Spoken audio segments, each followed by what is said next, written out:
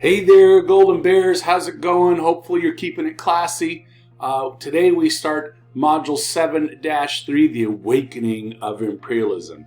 Now, if you are any sort of a science fiction type of person, that you'll know the date of 1977 is important. Well, excuse me, of history, 75 is when the fall of Saigon took place and the end of Vietnam, but in 77, I can remember when I was in probably 4th grade having to drive to this town of Riverside with my dad and some friends of his, and they wanted a surprise to see the grand opening of what?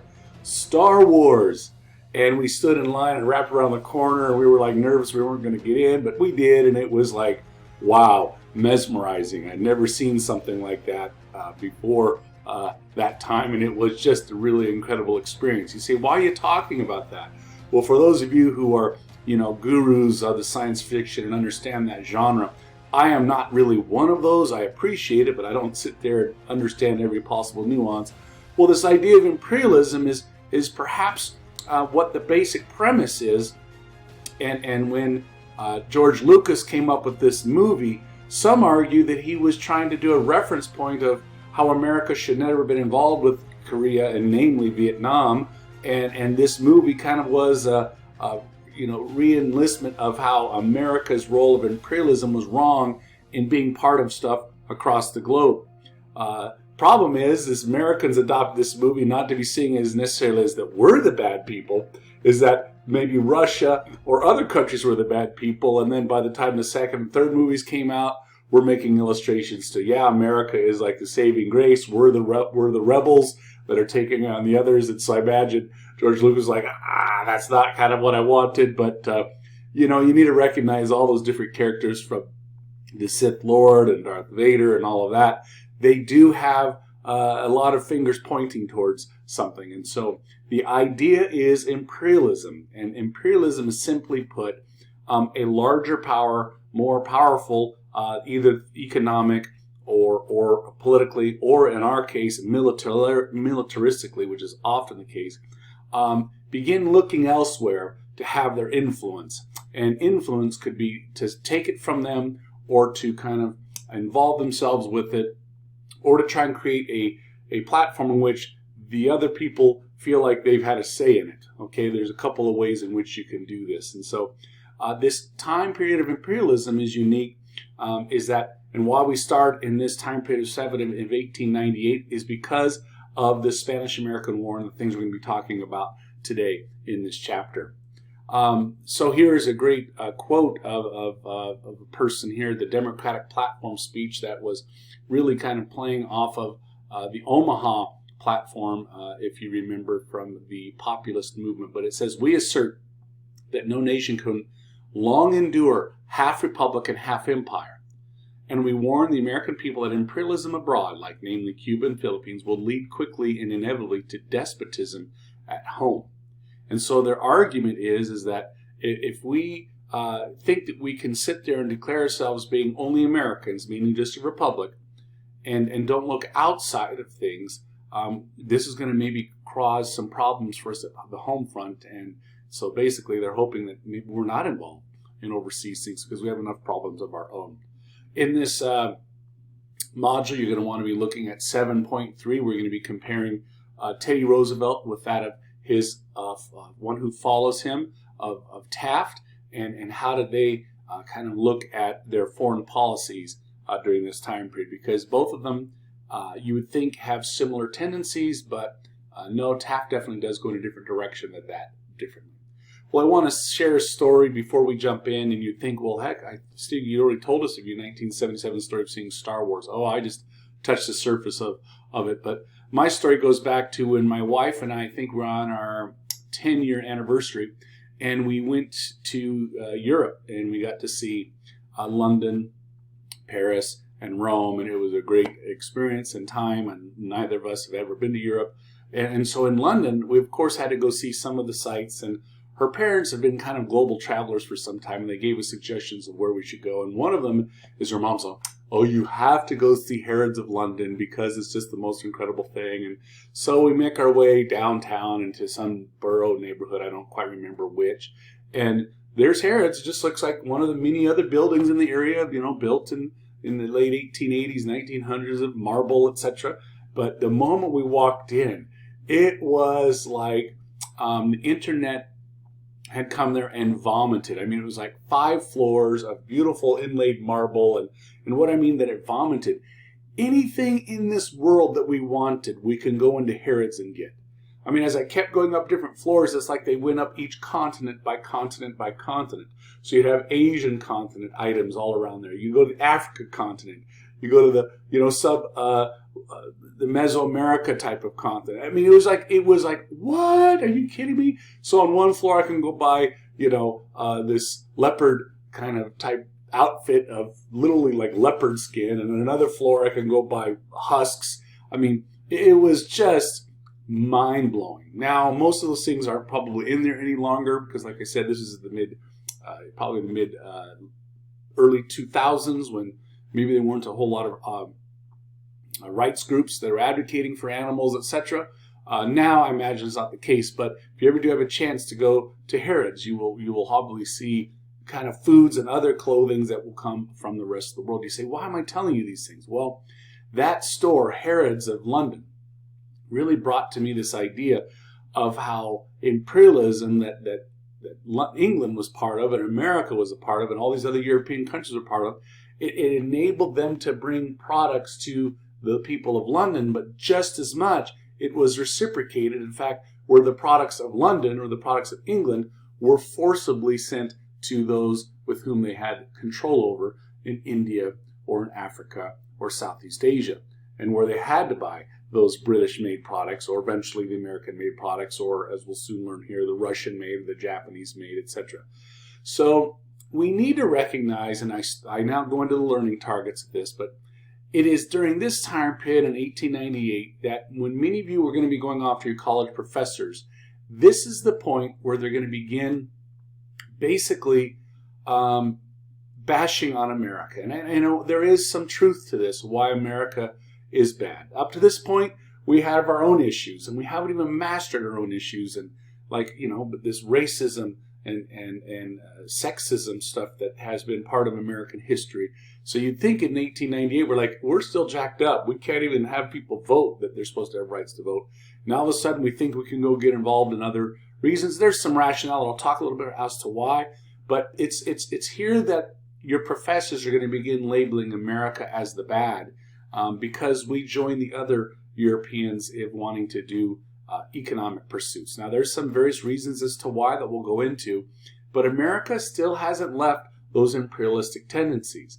Namely, we still have probably over 800 military bases across the planet.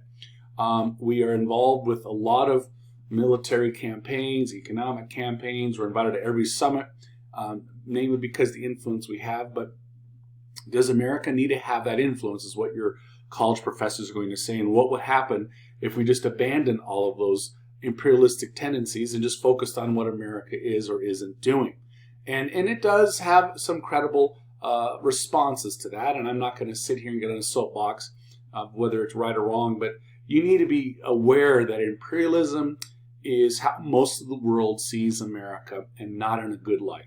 Okay?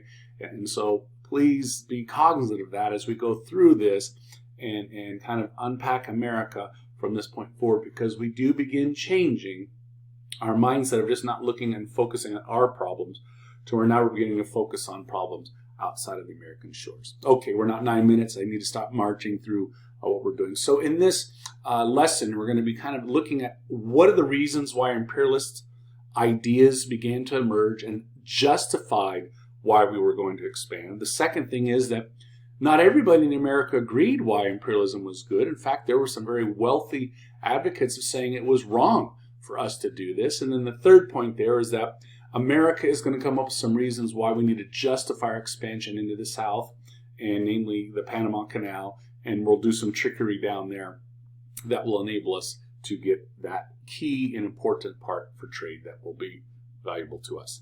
Now, number one, the economics of expansion. Why the need? Well, America, as you know, has been bringing in since the end of the Civil War and the Reconstruction, thousands upon thousands of immigrants are moving into towns. Thousands upon thousands of farmers are leaving the farms and moving into to the factories as well in order to look for work. And almost all the available land, because of homesteading, etc., has been gobbled up. And so Frederick Douglass Turner, wrote this thesis basically saying that the moment that America doesn't have place for people to have wiggle room for their elbows to stretch is the moment that we need to begin looking elsewhere for potential for growth.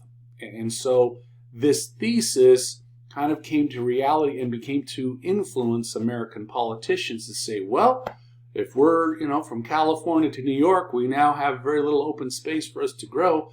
Maybe we do need to look outside of that. Why do we look outside of that? To keep our factories churning out more and more widgets. I just use the word widgets to represent like toasters, etc. Okay, and we'll find in 1880 America, in our second industrial revolution, was, let's say, making about $800 million, dollars of selling overseas. Close to 30 some years later, we have grown 3 times to where we're making, almost $1.7 billion worth of sales overseas. And this is a huge reason that the politicians are hoping that as long as we keep selling items and we keep our factories working, we can keep paying our employees better and getting them more time off and meeting the needs of them. And that's going to keep them from rebelling. And so there's a lot of rationale as to why they feel they need to do this. One area that America looks toward is this area of Hawaii. Now, before I jump into Hawaii, you need to recognize that the 5 Ds, real briefly, I'll touch upon it, but I'll talk about this more detailed with my Steger Select. But essentially, the 5 Ds of this idea of I'm drawing a blank for imperialism are this: destiny, defense, dollars, Darwinism, and the deity or God. Okay, those are the reasons. It's like a mnemonic device as to why imperialism happens. I'll say it again: destiny, defense, dollars, Darwinism, and deity, or the Word of God. Had to get deity and God in there. Okay. Well, not all of those are come together equally. So as we look at Hawaii, a couple of those things have measured up. Hawaii was desirable by businessmen because they can start growing sugarcane there and meeting a need of a market. Well, how do they know there would be good growth of sugarcane? But because in the 1820s there were tons of religious people sent there to go and Christianize the people living there. Okay, and so now we have businessmen, now we have God. Then we have a military base that sees, well, this is going to be helpful for us as we navigate between America and Southeast Asia. Okay, so now we have defense and then dollars. What if we start investing tons of money into Hawaii to convince them that, hey, we'll allow them to keep most of the sugarcane that they sell or profits from that to help the locals there. So now we have dollars. So all of these things have been thrown in to kind of convince as a Hawaii as a microcosm, as a study as to how does imperialism work.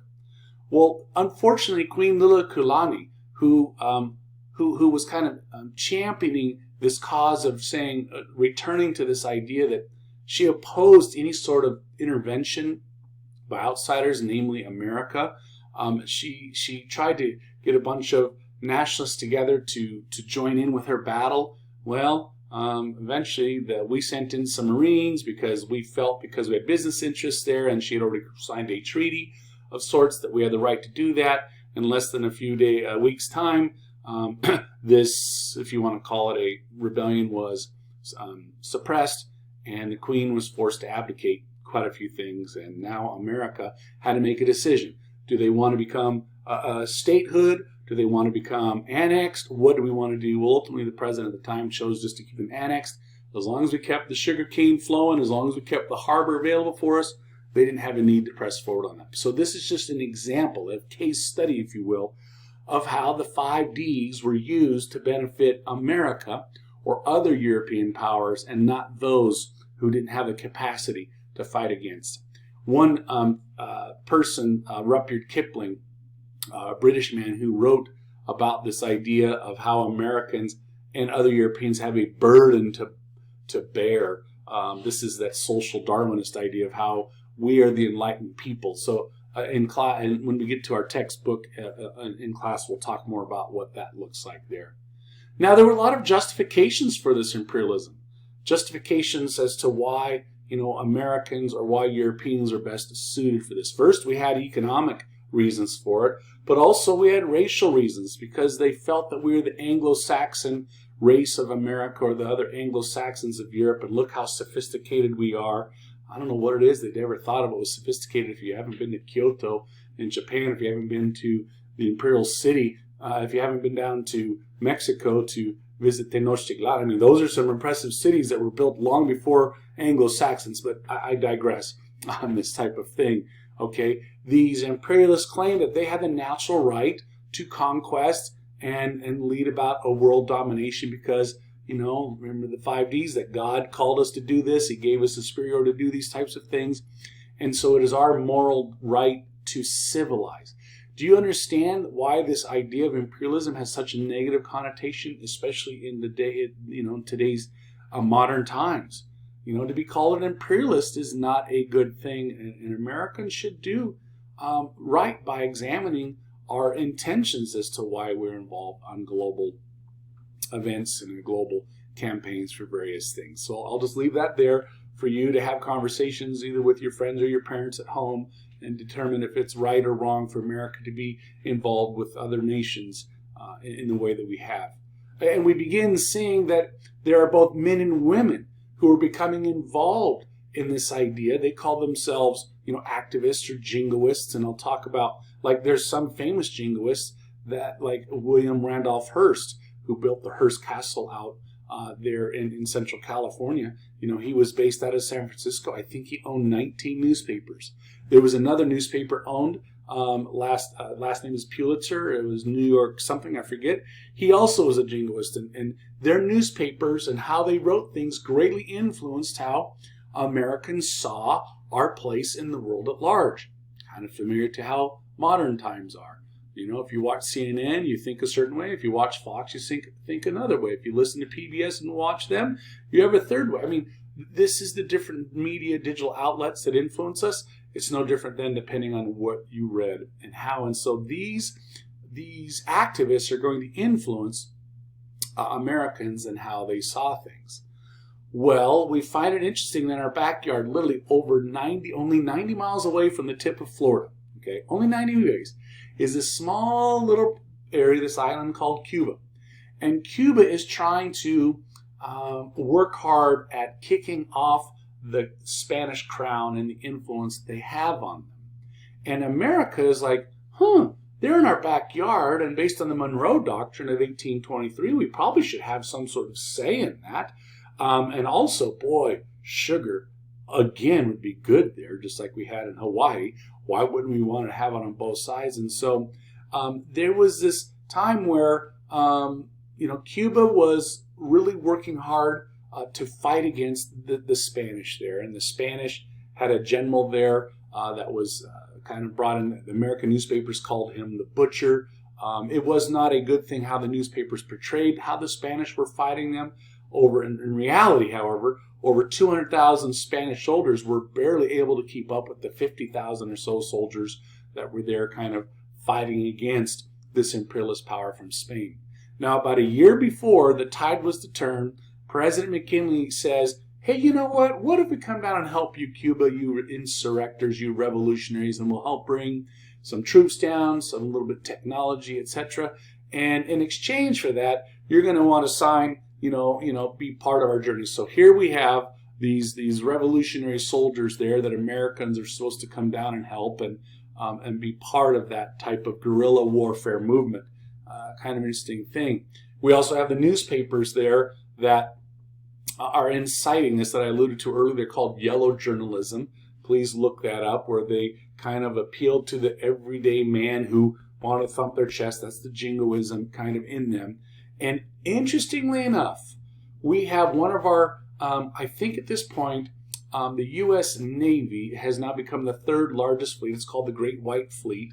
And Alfred T. Mahan, M-A-H-A-N, helped. He wrote a paper that was picked up by the president and eventually to Teddy Roosevelt, where they said, you know what, if we're ever going to become a world power, we got to have a mighty Navy. And so we went from 17th to 3rd in a matter of a few years. And ironically, here, before we even are involved with too much of this Cuban and Spain, our boat, the USS Maine, is sitting there off the coast of Havana Harbor and it's blown up. 266 soldiers happen. What happens? Our newspapers blame Spain, do some sort of thing. Ultimately, what does this do? It sways America to join in and declare war on Spain. And boy, it didn't take us but 3 weeks to come in. And interestingly enough, this happens in Cuba. You should also note, how is it that we have our other part of our Great White Fleet already over in Philippines, in Havana, ready to do this? So those are some things that you need to recognize, that America had some backstory between this. Now, on a little final note before we leave this slide, please note that the United States Navy commissioned a report to determine, well, did the USS Maine really get exploded by Spain? No, it was not by foul play. It was not by them sneaking someone on board. It was basically because poor design of having munitions kept right next to the engine room that caused that ship to go up. But how convenient.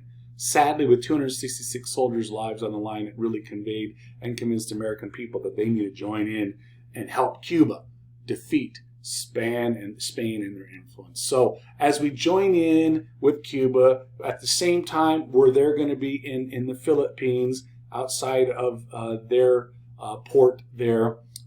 We begin developing these ideas that before the Congress is willing to sign off to the president for us to go to war, there's these agreements that are kind of passed. One's the Teller Agreement, and then there's another one we'll come to a little bit later on.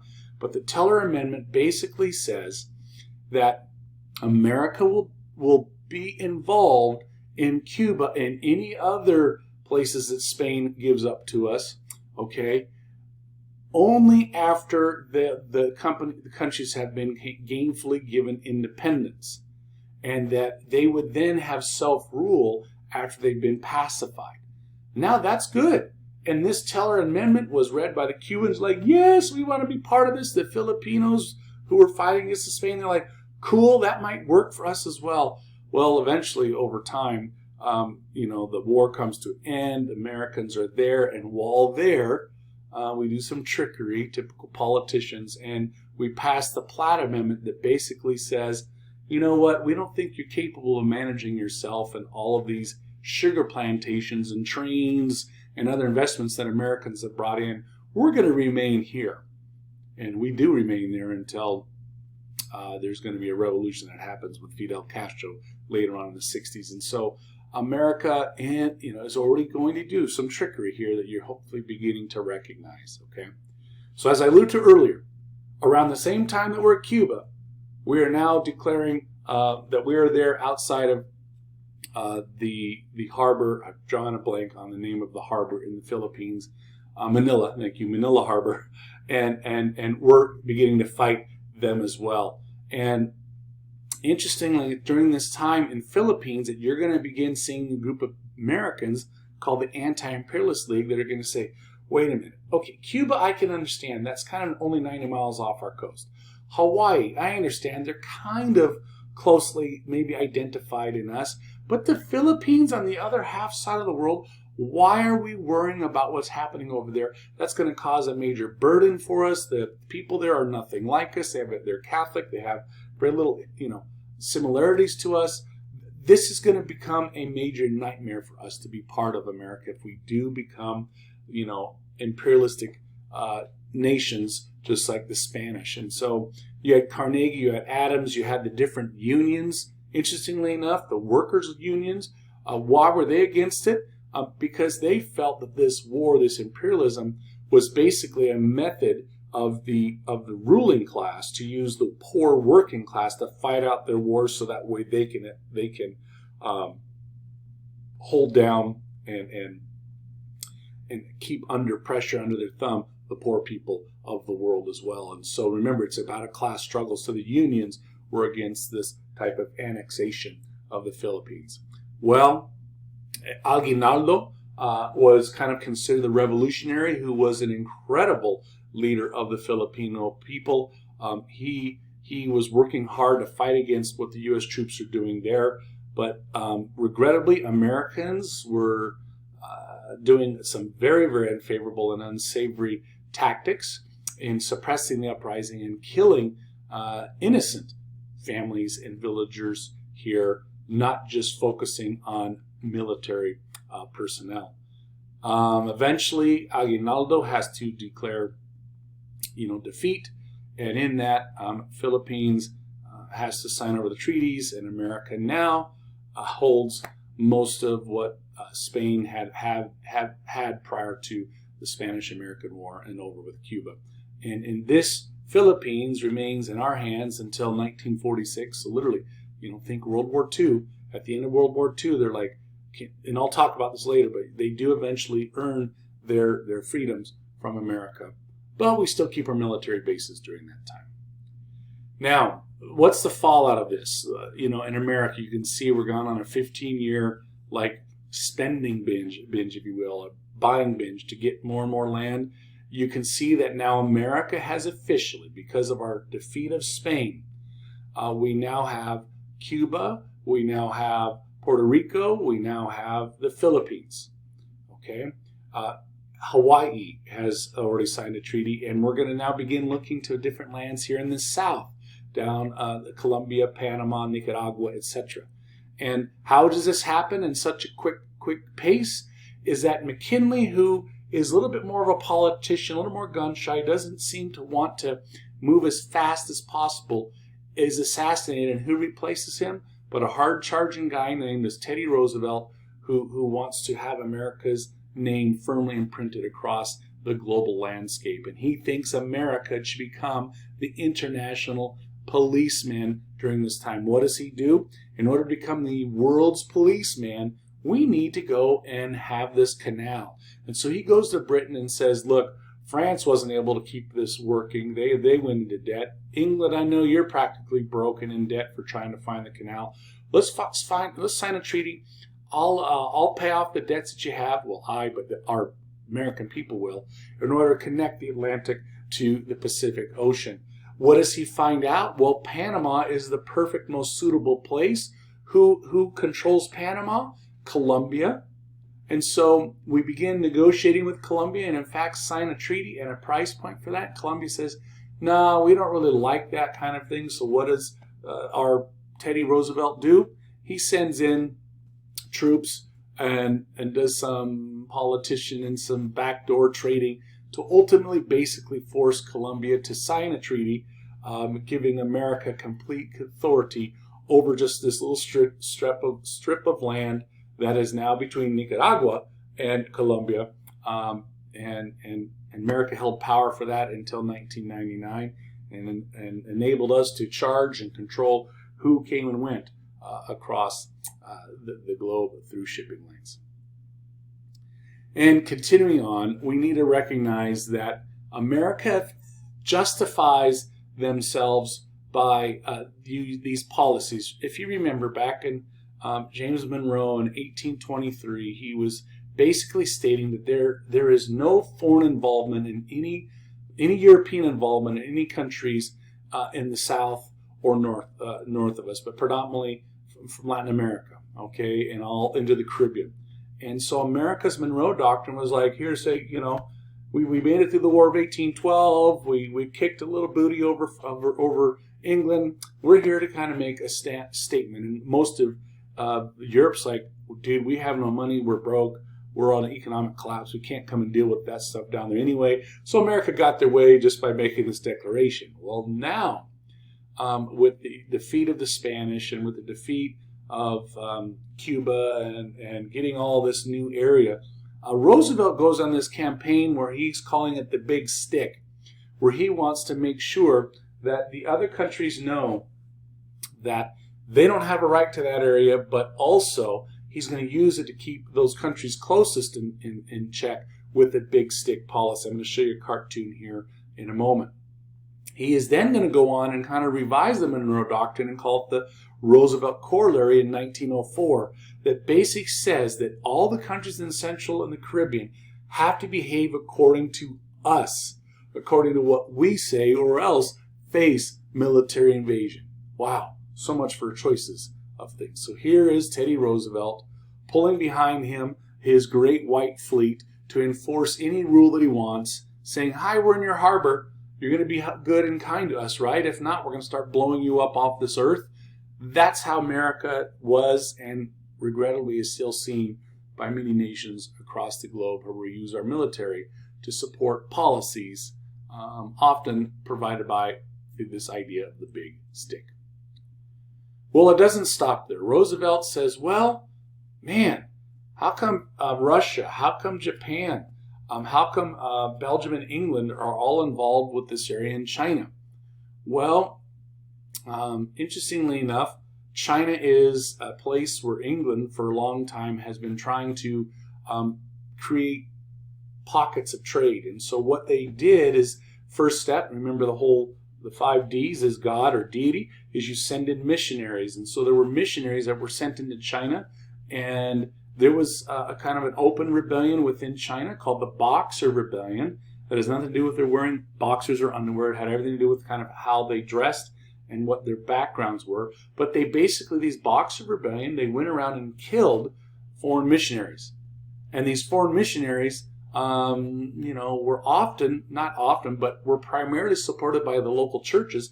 And guess who supported the local churches during this? Both McCormick, who built the McCormick Reaper, and Rockefeller. They gave millions of dollars towards the missionary thing. Now, here's the part that, is part frustrating and validating as to what people say is wrong about America still to this day, is that maybe McCormick and Rockefeller were using these missionaries as ways of gateway to influence their culture so that they begin buying American products and opening up American ports, etc.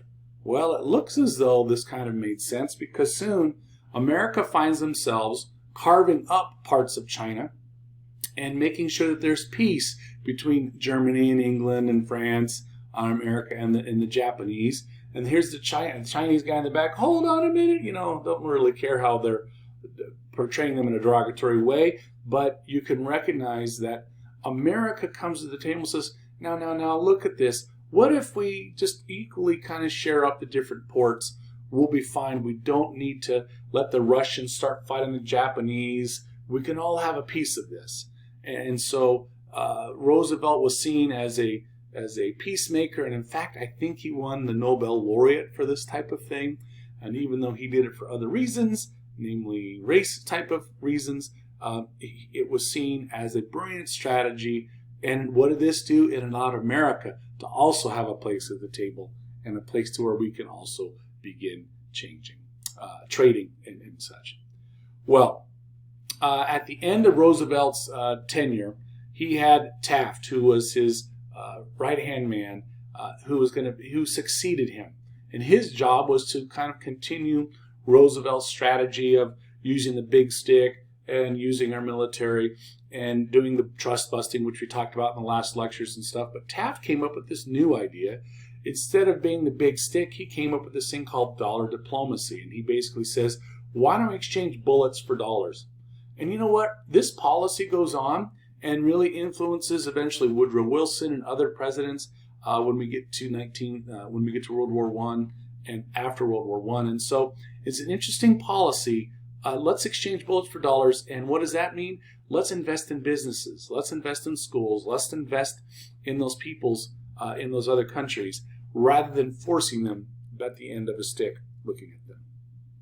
So here you see a picture of good old Taft there taking, saying, hey, we can use Teddy's big stick. It seemed to work. Or we can just go and invest there instead. And who is he talking to? The rich industrialists of rubber and telephone and oil and steel. And he says, you know what? That policy didn't work, but boy, the rest of you can make a lot of money if you consider seeing those things as opportunities for you. So in a nutshell, we need to recognize that at 1898 and to prior to World War I, America is beginning to project their interests outside of American soil, and we're doing it displaying our power. And so everything from Seward's Alaska to where now we find ourselves in the controlling of numerous countries halfway across the globe. And this is where America is going to kind of say and declare, we want a seat at the table. We're no longer eating at the children's table. We want one at the big adult table with you other Europeans. And this was a key to all of that. So you guys take care, keep it classy, Temecula, and we'll see you at the next lecture.